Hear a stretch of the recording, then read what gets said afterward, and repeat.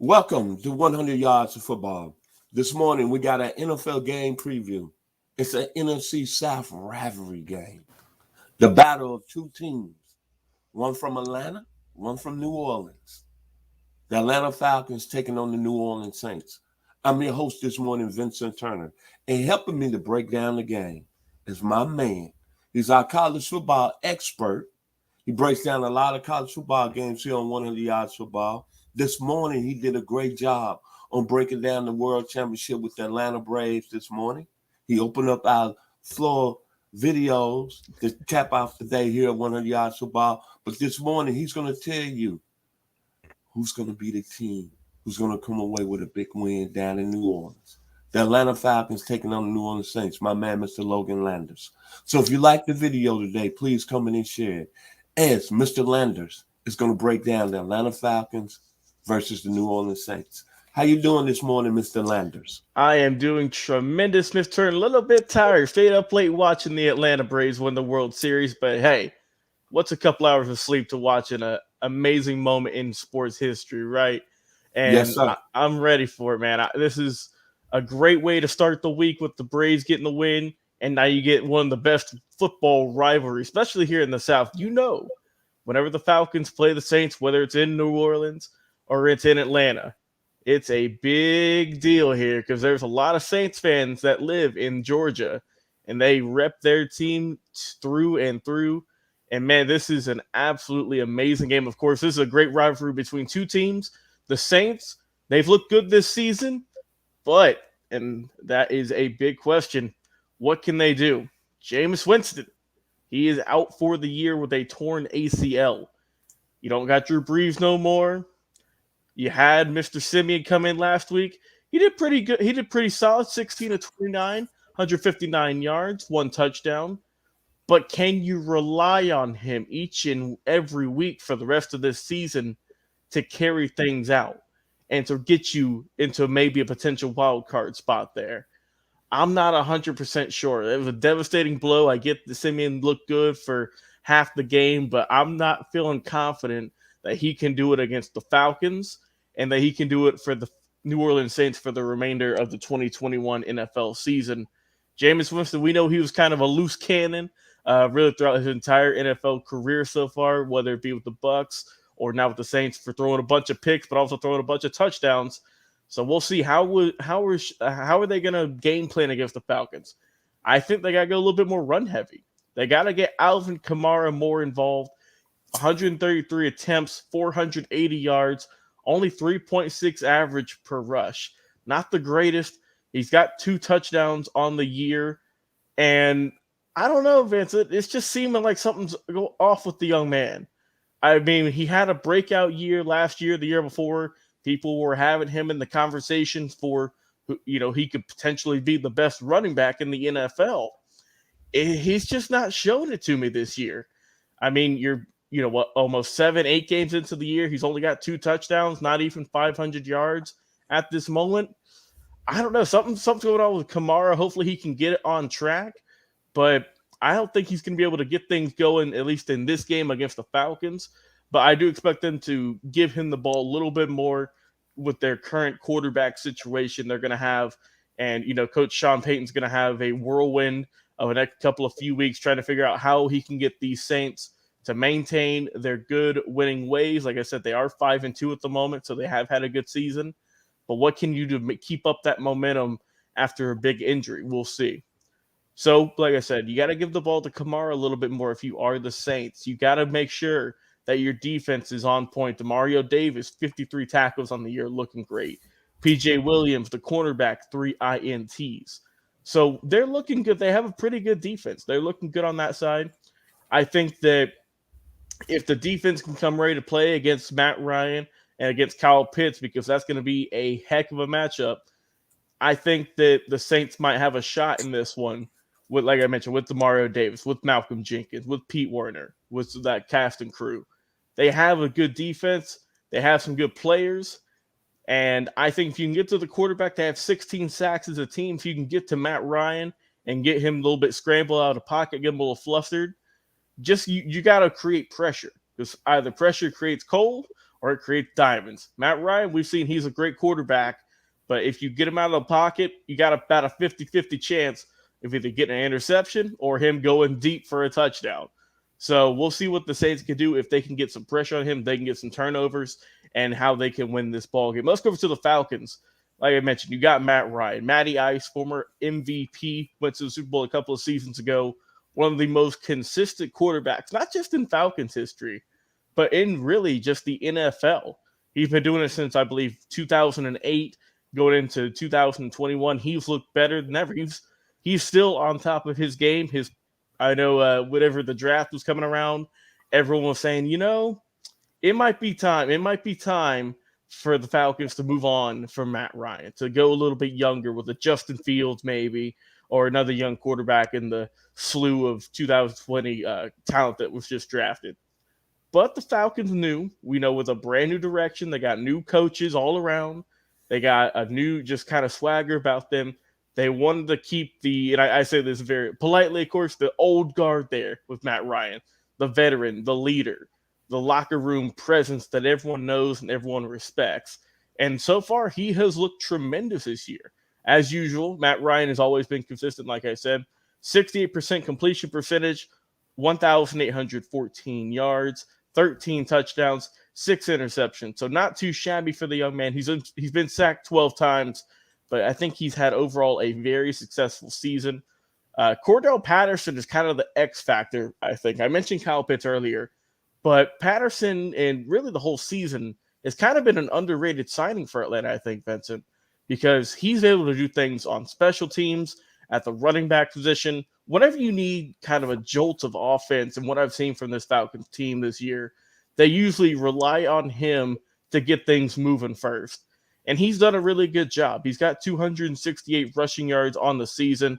He's looking good, like I said, but the rushing yards might not be eye-popping or anything like that, mind you. But just the way he's able to impact a game, whether it's catching a few balls in the backfield, whether it's returning a nice kick, or just getting a nice run up the hole. He's able to do those small things that get big wins in the NFL. So I think that's been a good signing for them. Of course, their other running back, Mike Davis, who's looked pretty solid as well, almost 260 rushing yards and 1 touchdown. So we know the Falcons aren't much of a running team. They rely on Matt Ryan for the majority of their big offense. But the rushing game, I think, needs to step it up a little bit, especially getting a little bit later on into the season. And we'll see. But for me, the main guy you got to look out for this Atlanta Falcons offense, especially with Calvin Ridley being out for an undisclosed amount of time doing some mental health reasons, is Kyle Pitts. They're going to target Kyle Pitts like never before. And man, I remember early in the season, they weren't giving him a lot of passes. Everyone's wondering, like, man, is things all right with this guy? But we've seen in recent weeks, they have really been stepping it up, giving the ball to the young man. 7 games, he's got 33 catches, and he's got getting close to 500 yards receiving on the year. He's looked good. I've really liked how Kyle has grown into, I mean, let's face it, we all called him a generational talent when he was drafted out of Florida. And he's really starting to grow into this role. He's a defensive just nightmare with his size, his catching ability, his speed. He's got everything you want in a good quality tight end. Leading the team in receiving yards, he's looking great. He's always a weapon you want to look for, especially in the end zone with that height. And I think that he's going to have a good game. I expect him to get a touchdown, maybe 2, against these New Orleans Saints this upcoming week. Like I mentioned, Cordell Patterson, he's got 5 receiving touchdowns. And I think Tajay Sharp's going to have to step it up this week. We've seen glimpses of brilliance from him. Russell Gage, of course, Lee Smith, Keith, just the list of all these Falcons receivers, especially with Ridley gone. You got to step it up from your backup players, from the guys who aren't starting, the guys who come in for formations. They've got to really key in this week and for the until Calvin comes back and step up their game. But this Falcons defense, we got to talk about that for a minute, because this Falcons defense, they've got some heavy hitters over there now. They've got some guys who, like you say, Vincent Turner, not afraid to lay the wood, who can get some good sacks, who can get some tackles. As a team, they've got 10 sacks on the year. But, man, their defense, they've had a breakout star. And if you've been watching the Falcons games, you'll know this guy is on the come up, and that is Fosade Alakun. the linebacker, 25 years old, out of Yale. So you know he's a smart guy. He's a smart guy on and off the field. My goodness, 77 tackles so far on the season, looking tremendous. He's got a sack. But right behind him is that guy, the linebacker, Deion Jones, 72 tackles. We know that he's been pretty consistent throughout his tenure as an Atlanta Falcon, so I think that he's going to have a good game. And also, Eric Harris, the safety. I remember we had Bobby Butler on a couple weeks ago. He said the way you look at a good corner, a good safety, is how many passes defended they got. Not really interceptions, but passes defended. And that's why I look at Mr. Eric Harris, the safety. He's got 7 so far on the year. I look at Fabian Moreau. He's got 6 so far on the year. So I think that those two gentlemen, they're both young. They're both on the rise in the Atlanta Falcons roster, the depth charts. I think that if the defense can maintain the pressure, the Falcons had a tough loss last week to the Carolina Panthers, a game they probably should have put away and got the win in, but they just were not able to pull it out.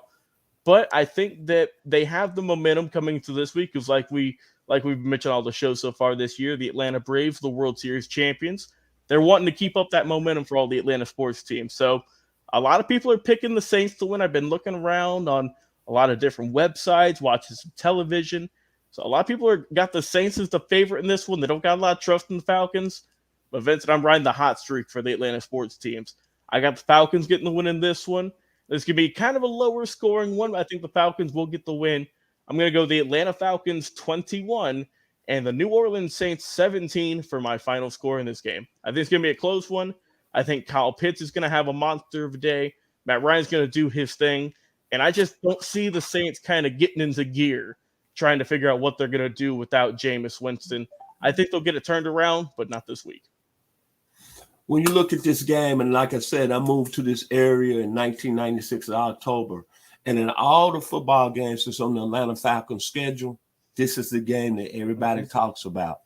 I was working at Turner Broadcast, and I know several people, including some bosses that I worked under. It was like their vacation. Every time the Falcons played New Orleans, they were going down to the Big Easy. But I'm going to break the game down real simple, as you gave a great analysis of what both teams are going to do on Sunday. With the Atlanta Falcons, I'm going to give you something that sticks in my mind. Against Miami 2 weeks ago, Matt Ryan was 25 of 40, 336, 2 touchdowns. Came back against Carolina last week, 20 of 27, only 146 yards, but he was hit numerous times. Yeah. Sacked numerous times. So to me, very simple about the Atlanta Falcons. Both on the offensive side of the ball and the defensive side of the ball. It's something called the line of scrimmage. Atlanta, Matt Ryan has proved to you that if you protect him, he could be a quality quarterback and one of the best in the league. But that's not going to happen if you don't have a running game and he's constantly getting hit. Then number 2, Grady Jarrett, your defensive tackle, all-pro, needs help. Marlon Davidson, where you at? Dante Fowler, where you at? Don't get me wrong, Logan. You brought up a good point. The linebackers will play very well this year. But to play championship football, the Atlanta Falcons have got to be stronger on the line of scrimmage. Because from an offensive standpoint, Matt Ryan, you facing the New Orleans defense last week against Tom Brady and the Tampa Bay Bucks. They had 2 interceptions and 3 sacks, and they pressured Tom Brady all day. So Cameron Jordan is ready to do some eating. Malcolm Roach is ready to do some eating. Marcus Davenport is ready to do some eating. And think about this. You brought it up, Logan.